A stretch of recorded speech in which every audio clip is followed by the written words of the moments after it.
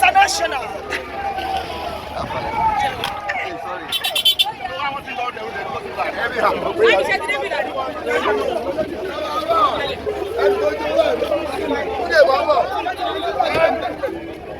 Central wants everybody. Let's go. Ọ̀gá, àwọn bí ti tẹ̀lé yín. Ọ̀gá, àwọn bí tẹ̀lé yín.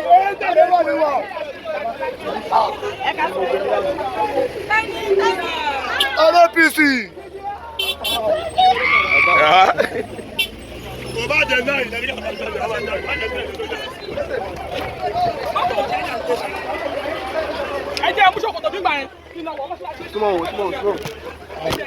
Bàbá ìṣòro jókòó sáyé nìkan.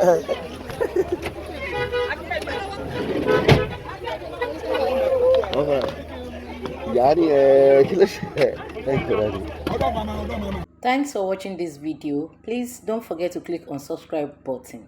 Kindly comment and share. We drop new videos daily. Thank you. God bless you.